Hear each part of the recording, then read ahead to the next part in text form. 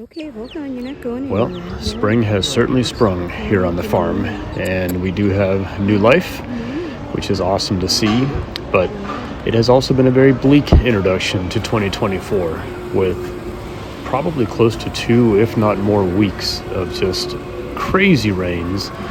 Anybody living in the northern part of Portugal will attest to the fact that we have just had the craziest weather. Here's how we converted this demolished open space that was full of mold and wires everywhere and uneven floor into this beautiful corner pantry in our newly rebuilt kitchen. Not having tremendous room or amount of storage due to the refrigerator having to be set into the pantry space due to some design flaws by the cabinet maker, we just had to make use of as much of this space as we could with shelving and whatnot. And the process really took many months. We started this over a year ago, and then we've gone through different building stages. You had to clean the walls immensely due to the mold and dust and whatnot. But little by little, we started framing it out, and the plan really for the kitchen started evolving little by little as we were going through the framework of the kitchen pantry.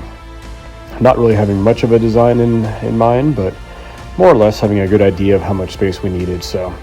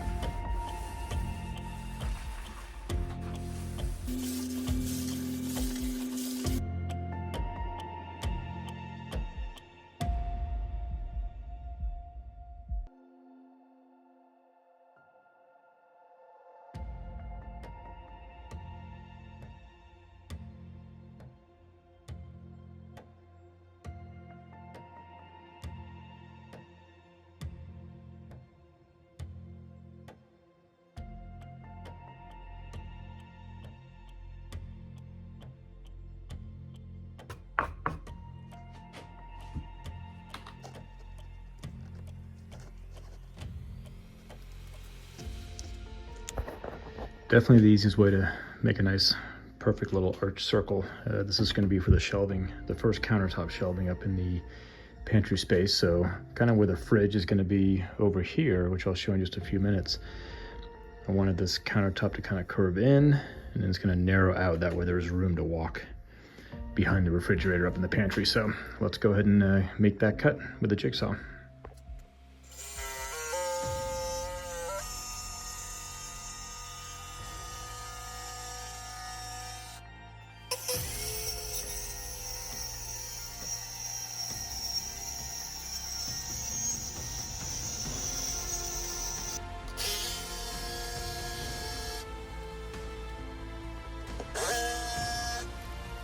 Okay, so general idea for the countertop, as you can see, nice little curve in. Kept it kind of a sharp edge there, so I'm going to put some trim piece across here. I want to make sure that's able to kind of carry around there and have a nice soft bend to it. So we'll see how that turns out in a little bit.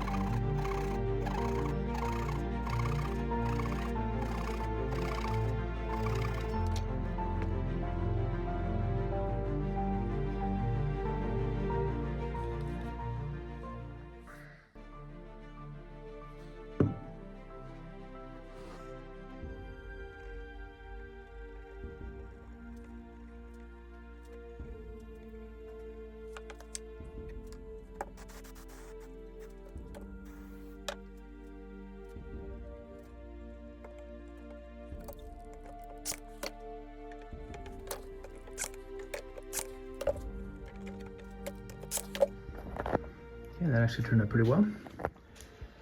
Do a little sanding, a little wood filler, make it all more or less uniform, but I wanted to use this thin strip of chestnut wood to cover the plywood seams there, so make it look a little bit more finished. So go ahead and do a little sanding, add a little bit of wood filler, and then give it another sanding and it should be good to go.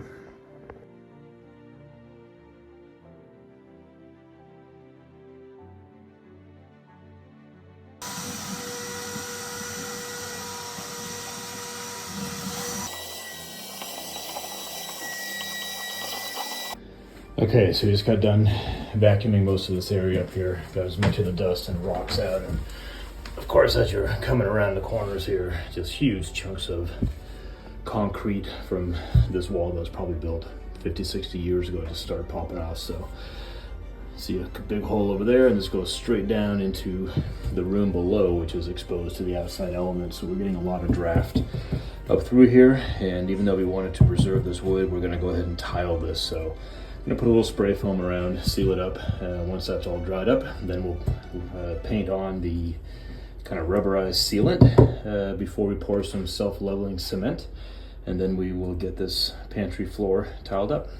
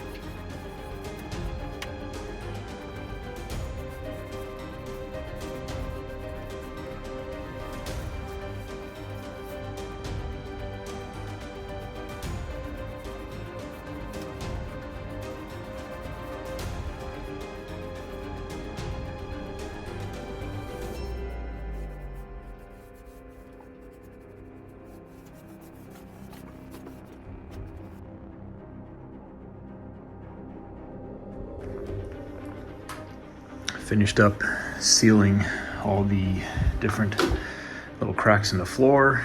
Got that kind of silicone rubberized, very goopy paint laid around the base of the wall where there's a lot of cracks that basically just go right down to the storage room below. So let this dry up maybe overnight, and then I can lay down the paint with that kind of gritty substrate that'll bind onto the self-leveling compound once we pour that. So probably Monday I'll be able to pour the cement, and then we can actually tile the floor. Still got to build out the casing behind the fridge, kind of finish that off a little bit.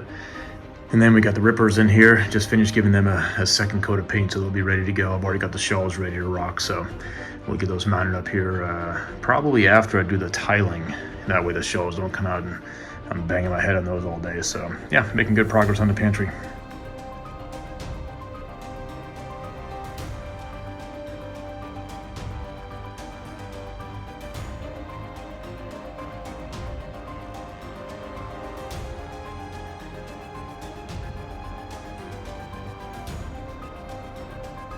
Alright, so the gritty, kind of sandy paint has been laid down, so now we are ready to pour the self-leveling bonding cement.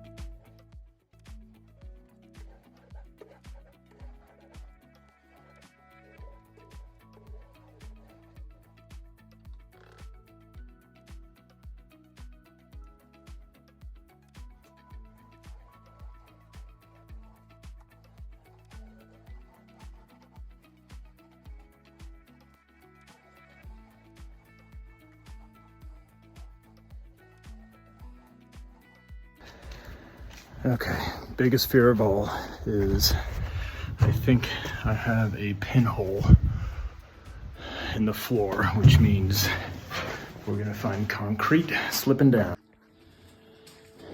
And sure enough, yep, there it is. And I've actually got a few. Shoot. Not really sure how we're gonna plug that, but yeah, that is not good. Gosh darn it. Laid so much of that rubber sealant down that I would have thought there was no way we're gonna get a pinhole, but yeah, it's dripping down, so I think we just have to wait it out and see what happens. Oh look, little bat, little guy.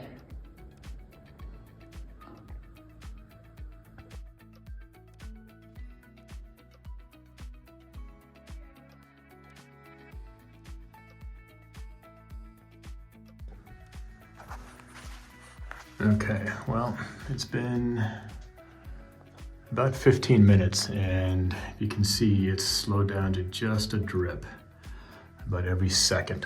There's actually not that much on the floor. So I think we're good. It's definitely slowed down tremendously. Yeah, just one of those things that you just never know when you don't get it completely sealed up. I'm not really sure. You know, I put 2 layers of the stuff on there, but looks like it's working, it's holding. Give it another hour, it'll probably completely set and the floor should be nice and level. Hey ladies, and Kid Rock, fearless leader. Well, I've actually got blue skies. I'm gonna let the cement set, so I think I will head out for a nice little 5-mile run around the neighborhood.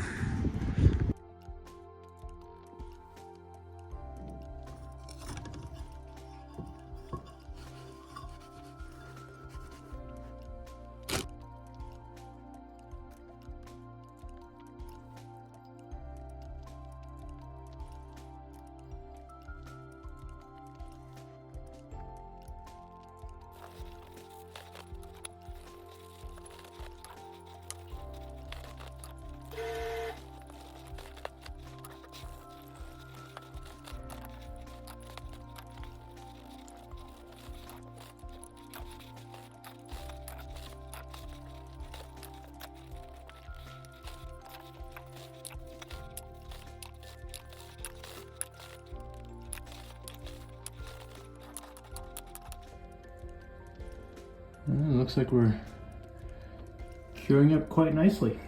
It's getting nice and dry. A couple little pinhole pockets, but nothing drastic. Nothing that we can't fix with a little bit of tile mortar or glue, whatever they call it. So yeah, give it a couple days, maybe 48 hours to fully set, and then get some tiles laid down. Yeah, let's move them over. Now?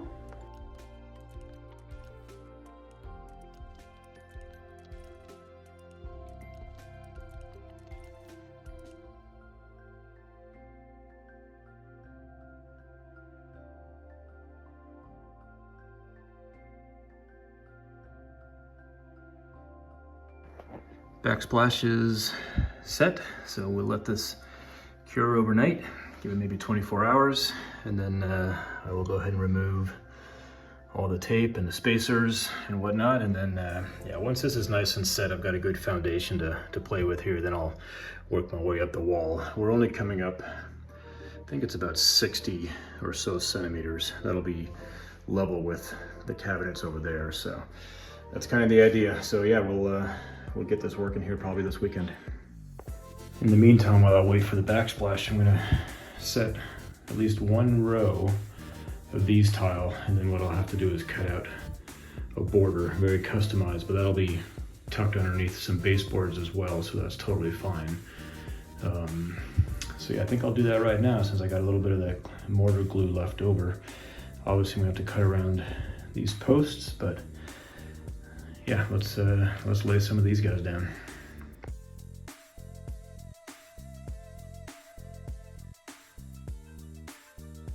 All right, progress report. Got this little nook right here tiled up. Finished bringing these guys up to the same height as into the cabinets. Just got to cut a couple little trim pieces here. And then got this side here trimmed out as well, or tiled up. So, coming along. Today's task is to get all the grout done. That way I can start actually working on building a little bit more of this bracketing for the support of the shelving here in the pantry space. So I already got the ripper up here. Gonna add a shelf here, probably do a third and maybe a fourth layer of just very narrow shelving, mainly just for the jars. A little extra storage for all the canning that Julie and her mom do. But yeah, definitely want to get this gratting done and then start installing maybe even some baseboards here in the next week or two.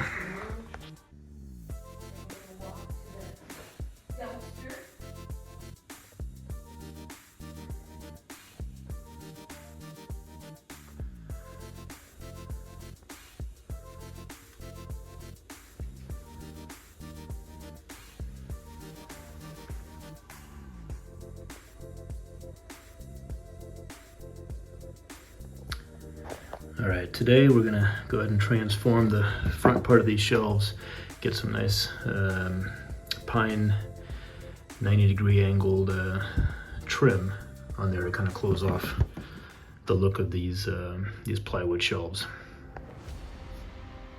Well, trim turned out pretty good. Just sent in a couple brad nails, about 3 on each one with wood glue, and then put a little bit of wood filler, which I'll sand off tomorrow. But yeah, now we got a good trim piece. I need 2 more pieces here. Ran short, didn't buy enough. So, but 1, 2, 3, 4, 5, and 6 got done today. So turned out pretty nice. Looks good.